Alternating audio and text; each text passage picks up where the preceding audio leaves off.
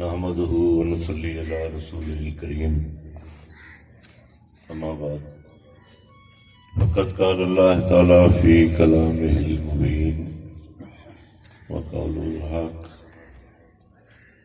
أعوذ بالله من الشيطان الرجيم بسم الله الرحمن الرحيم أولم يروا إلى ما خلق الله من الشيء يتفيأ ظلاله إلى الجمين والشمائل سجدا لله وهم داخرون صدق اللہ العظیم. ذرے کو مہر قطرے کو دریا بنا دیا. میرے آقا تیرے کرم نے کیا سے مجھے کیا بنا دیا. آقا تیری نوازشوں کا بھلا کیا بیان کروں. خیرات لینے آیا تھا سلطان بنا دیا. یا رب رواں یہ سانس کی جب تک لڑی رہے، مستی نبی کے عشق کی ہر دم چڑھی رہے، اور پرسش کو میری جب تلک آ جائے نا حضور. یہ آخری جو سانس ہے یوں ہی اڑی رہے، اور مرنے کے بعد موسم میری حسرت ہے بس یہی، کوئے نبی میں حشر تلک میری میت پڑی رہے.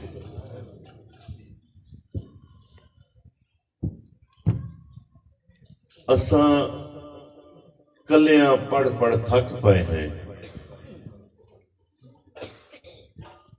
اساں کلیاں پڑھ پڑھ تھک پائے ہیں. جل کہیں دے کول نماز پڑھوں، ہاتھ بد باویں ہاتھ کھول پڑھوں. ہاتھ بد باویں ہاتھ کھول پڑھوں. بس گال نہ پوچھ نماز پڑھوں. ہاتھ تسبیح مسجد رقص کروں، پاک گل وچ دول نماز پڑھوں. جتھا شاکر جھنکا نہ ڈگن اوہا مسجد گول نماز پڑھوں. تو ابھی سرنامہ کلام میں جو آیت مبارکہ میں نے پڑھنے کا شرف حاصل کیا، یہ سورہ نحل کی آیت نمبر 48 ہے، 48. تو اس میں اللہ تعالیٰ اپنے مقاصد کے ترجمان سے یہ کہہ رہا ہے، اولم یروا الی ما خلق اللہ من الشیء، کہ اے میرے حبیب آپ نے دیکھا نہیں ہے کہ میں نے جس کو بھی خلق کیا شے سے کیا. انتہائی توجہ چاہوں گا تب سمجھ آئے گی. جس کو بھی میں نے خلق کیا، جو بھی میری خلقت ہے، شے سے میں نے خلق کیا. تو اللہ کی خلقت دو طرح کی ہے. اس کی مخلوق اللہ نے دو طرح سے، ایک ہے خلق جو جس طرح ہماری یہ دنیا ہے، ہم ہیں، آپ سب ہیں، باقی یہ رنگ و بو ہے دنیا کا. یہ ہے تخلیق خلقی. اب تخلیق خلقی کہتے ہیں شے سے شے کو بنانا. دوسری ہے تخلیق تکوینی، ارادے سے بننا. تو ہم سب اللہ کی ساری مخلوق، یہ تمام عالمین، یہ ہے تخلیق خلقی. شے سے شے بنی. اس شے کا وجود پہلے ہوتا ہے، اس سے دوسری شے کو بنانا، یہ تخلیق خلقی ہے. تخلیق تکوینی شے نہیں ہے، ارادہ ہے. بس اللہ نے ارادہ کیا ایسا ہونا چاہیے اور وہ ہو گیا. یہ تخلیق خلقی تکوینی. تو اس میں اللہ کہہ رہا ہے میرے حبیب آپ نے نہیں دیکھا، اولم یروا، کیا آپ نے نہیں دیکھا الی ما خلق اللہ من الشیء، جس کو بھی میں نے شے سے خلق کیا.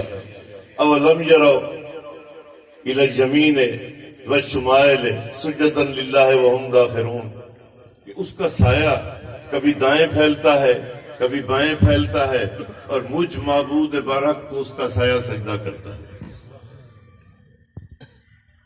اب یہ بات سمجھ لیں، اللہ نے ایک ان کو چیلنج کیا جو اللہ کا سجدہ کرنے سے انکاری ہے کہ اے انسان، تو اگر میرا سجدہ نہیں کرتا، انکار کر رہا ہے میرے سجدے سے، تیرا سایہ تو مجھے سجدہ کر رہا ہے، اسے روک، یہ میرا سجدہ ہی نہ کرے۔ اور دوسری بات اللہ نے یہ بتائی کہ شے سے شے کو جب میں نے بنایا، اس کی نشانی اللہ بتا رہا ہے کہ اس کا سایہ پھیلتا ہے، الی الجمین ہے کبھی دائیں، والشمائل ہے کبھی بائیں۔ شے سے شے کو بنانا، اس کا نشانی اللہ یہ بتا رہا ہے، اس کا سایہ پھیلتا۔ تو میرے عزیزو، ایک گزارش ہے، لمحہ فکری ہے، دعوت فکر دے رہا ہوں، اگر اس کائنات میں کوئی ایسا بھی باکمال نظر آ جائے جس کا سایہ ہی نہ ہو، تو پھر وہ شے سے نہیں نا، بات سمجھ میں قبلہ، پھر وہ شے سے نہیں نہ بنا۔ اس کو اور سلیس کر دیتا ہوں، آدم کس سے بنے؟ مٹی سے، مٹی پہلے تھی تو بنے۔ فرشتے نور ہیں، نور سے بنے، نور پہلے تھا تو بنے۔ شمس و قمر، اللہ نے قرآن میں بھی کہا ہے وَالشَّمْسُ وَالْقَمَرَ نُورًا، یہ نور ہیں، شمس اور قمر، نجوم اور کواکب۔ تو نور پہلے تھا تو بنے۔ شے سے شے کو بنانا، یہ اس کی نشانی اللہ بتا رہا ہے، اس کا سایہ پھیلتا ہے کبھی دائیں کبھی بائیں۔ تو میں نے عرض کیا اگر کائنات میں کوئی ایسا باکمال نظر آئے جس کا سایہ ہی نہ ہو، پھر وہ شے سے تو نہیں نا۔ تو میرے بھائیو، جیسے فرشتے شے ہیں، جیسے آدم ایک شے ہے، مٹی شے ہے، درخت شے ہے، یہ سورج چاند ستارے سب شے ہیں۔ اب ان کی پہچان اللہ نے بتا دی۔ اس کائنات میں سوائے میرے رسول کے تمام مذاہب متفق ہیں اس بات پہ، لا کون لہ ذلن، کہ میرے رسول کا سایہ نہیں تھا۔ اگر سایہ نہیں تھا تو پھر وہ شے سے نہیں نا، تو پھر وہ نور اور بشر کیسا؟ تو نور بھی شے ہے میرے بھائیو، بشر بھی شے ہے۔ آدم، ابو البشر آدم کو کہا گیا، مٹی سے بنے، مٹی پہلے تھی تو بنے۔ نور فرشتے ہیں، نور پہلے تھا تو بنے، اور میرے رسول سے پہلے تو کچھ ہے ہی نہیں۔ بہت بڑی بات ہے، اگر آپ کو سمجھ آ گئی۔ یہ جو نور اور بشر کی رٹ لگا رہے ہیں آج کل تمام فرقے، تو یاد رکھیے گا میرا رسول نہ بشر ہے نہ نور ہے، نور بھی نہیں ہے۔ ہم انہیں نور کیوں کہہ دیتے ہیں؟ کہ ہمارے پاس اس سے بڑا کوئی لفظ ہے ہی نہیں، اس لیے، ورنہ وہ نور نہیں، ان کی حقیقت نور نہیں، نہ ان کی کوئی مثل بنی، نہ اللہ نے کوئی بنائی، نہ کوئی آگے بننی ہے۔ وہ کیسا ہے، کیفا ہوا، بس وہ اس جیسا ہے جیسا وہ ہے۔ اللہ نے جیسا بھی بنایا اپنے محبوب کو، بنایا اپنے جیسا ہے، بنایا ہے۔ اب مجھ پہ پھر فتوی نہ لگا دینا کہ صحیح نے کہا تھا کہ وہ اللہ کے برابر ہے۔ بنایا ہے تو وہ خالق ہے، مگر بنایا اپنے جیسا ہے، ایسا بے مثل بنایا، اس کی مثل اللہ نے بنائی ہی نہیں۔ وہ بنا کے قلم توڑ دیتا، وہ شاعر کہہ رہے تھے، تو سایہ نہیں تھا۔ اب اس پہ بہت بحثیں ہوئی کہ سایہ کیوں نہیں تھا، جبکہ بہت بڑے محققین، ریسرچ سکالر اس پہ بحث کرتے رہے کیوں نہیں تھا۔ اب سب نے اپنی اپنی دلیلیں دی ہیں، اس لیے نہیں تھا، اس لیے نہیں تھا۔ تو اس میں سب سے معتبر دلیل جو مجھے پسند آئی ہے وہ حضرت عثمان غنی رضی اللہ تعالیٰ عنہ ان کی ہے، بھی حضور کا سایہ کیوں نہیں تھا۔ وہ فرماتے ہیں سایہ اس لیے نہیں تھا کہ حضور جا رہے ہیں مشرق کی طرف، سورج ہے مشرق کی طرف آگے، تو لامحالہ سایہ پیچھے رہے گا، پیچھے ہم آ رہے ہیں۔ تو آج حضور کے صدقے ہم صحابہ کرام ہیں رضی اللہ تعالی عنہم اجمعین ہیں، ان پہ ایمان لانے سے پہلے کچھ بھی نہیں تھے۔ کون سا صحابی ہے جو کافر نہیں تھا، جس نے بتوں کو سجدہ نہیں کیا؟ ان پہ ایمان لانے کے بعد اب معتبر ہوئے سب، پیچھے ہم آ رہے ہیں تو ہمارے قدم سائے پہ پڑتے ہیں۔ تو اللہ نے کوئی گوارا نہیں ہوا کہ ہمارے ناپاک قدم اللہ کے محبوب کے سائے پہ بھی پڑ جائیں۔ اب حضور جا رہے ہیں، فرض کریں مغرب کی طرف، سورج ہے مشرق کی طرف، تو سایہ آگے رہے گا۔ تو اللہ کو یہ بھی گوارا نہیں ہوا کہ ان کا اپنا سایہ ان سے آگے بڑھ جائے۔ تو اللہ نے قرآن میں کہا لا تقدموا بین یدی اللہ و رسول، مت بڑھو میرے رسول سے آگے۔ سایہ کا آگے بڑھنا اللہ کو برداشت نہیں ہوا، سایہ ختم کر دیا۔ پھر فرماتے ہیں سورج سر پہ ہے تو سایہ برابر رہے گا، اللہ کو یہ بھی گوارا نہیں ہوا ان کا اپنا سایہ ان کی برابری کرے۔ اللہ نے سایہ ختم کر دیا۔ تو میرے بھائیو، جو خدا اپنے حبیب کا سایہ ان جیسا ہونے کو برداشت نہیں کرتا، وہ کوئی ایرا غیرہ، کوئی نتھو خیرہ اگر یہ کہے کسی مدرسے کا مینڈک، کوئی شیخ الحدیث، کوئی شیخ الخبیث یا شیخ الحدیث یہ کہے کہ رسول ہم جیسا یا میں رسول جیسا، تو میرا خیال ہے اس جیسا لعنتی اللہ نے بنایا ہی نہیں۔ تو اللہ نے تو اپنے محبوب کو سائے کو بھی برداشت نہیں کیا کہ اس کی برابری کرے، تو تم کون ہوتے ہو؟ اور پھر فرض کرو، ایک مثال اور آپ کو دیتا ہوں۔ کوئی بندہ دنیا کا سب سے بڑا مورخ آج وہ دعویٰ کر دے کہ میں نے جو کتاب لکھی ہے یہ قرآن جیسی ہے یا قرآن میری کتاب جیسا ہے، تو سب کہیں گے نا کہ یہ کافر ہے، ادھر جلوس ہوں گے، غلام ہیں، رسول کے غلام ہیں، غلامی ہے رسول میں، پتہ نہیں کیا کیا، کہ دیکھو کدھر سے کافر آ گیا ہے، یہ کہتا ہے میری کتاب قرآن جیسی یا قرآن میری کتاب جیسا۔ تو میرے بھائیوں، یہ قرآن تو ہے معجزہ میرے رسول کا، اور میرا رسول معجزہ ہے اللہ کا۔ قرآن ہے وراثت، وارث ہے میرا رسول۔